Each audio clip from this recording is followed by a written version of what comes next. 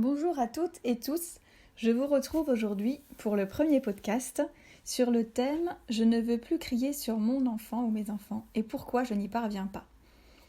Alors auparavant, avec mes enfants, il m'arrivait de me retrouver tout d'un coup en état d'explosion, de m'emporter voire de crier. Pourtant, ce n'est pas ce que je veux, ni pour eux, ni pour moi en tant que parent. Je voulais apporter le meilleur à mes enfants et je savais l'impact puissant de mon action sur leur cerveau et leur développement.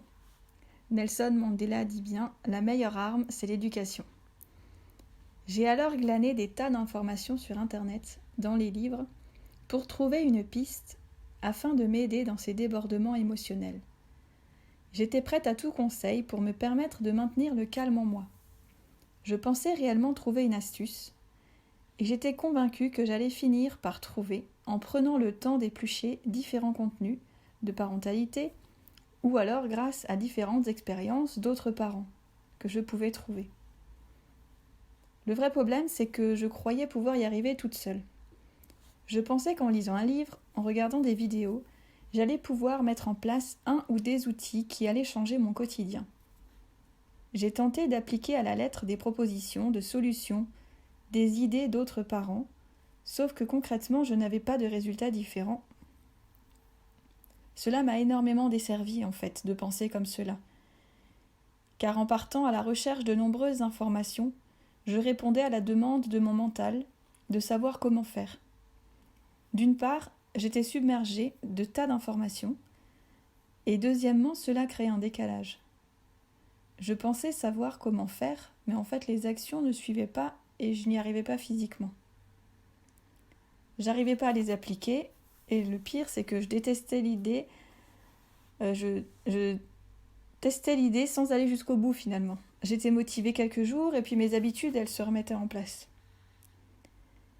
Je pensais alors que je n'y parviendrais jamais, que j'étais comme cela, une maman qui s'emporte par moments, même si ça ne me plaisait vraiment pas. J'avais des raisons supplémentaires de me dire que je n'allais pas y arriver et que ce n'était pas pour moi, finalement. Et cela a totalement changé quand j'ai compris que j'avais besoin de quelqu'un d'extérieur pour me guider, et surtout pour guider mon mental. C'est ainsi, en investissant sur moi-même pour me faire accompagner, que j'ai connu un réel changement dans mon quotidien. Cela m'a permis de poser des actions efficaces et alignées avec moi-même, d'avoir un quotidien plus léger et une diminution de tension avec mes enfants.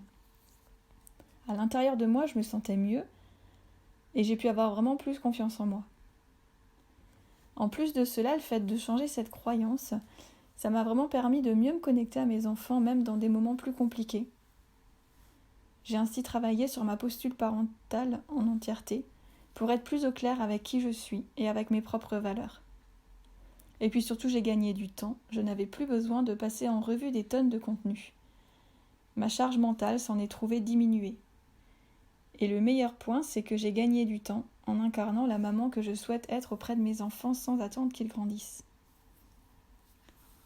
C'est pourquoi aujourd'hui j'ai créé depuis quelque temps un programme d'accompagnement sur 3 mois, permettant aux parents qui le souhaitent de se faire accompagner.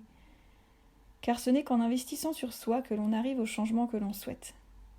Alors si toi aussi tu veux mettre en place des actions efficaces et t'aider à guider ton mental pour obtenir des changements réels dans ta vie de parent, je propose en ce moment un échange téléphonique gratuit. Tu pourras ainsi faire le point sur ta situation avec un regard bienveillant et je pourrai définir si je suis en mesure de t'apporter mon aide ou alors te diriger vers quelqu'un de compétent si nécessaire. Cet appel t'amènera beaucoup de valeur, j'en suis certaine. Ce fut déjà le cas de certains d'entre vous qui ont participé. Il me reste que peu de place pour cette semaine, alors fais-le moi savoir par message privé si t'es intéressé. À très bientôt pour un deuxième podcast. Je te souhaite une belle journée.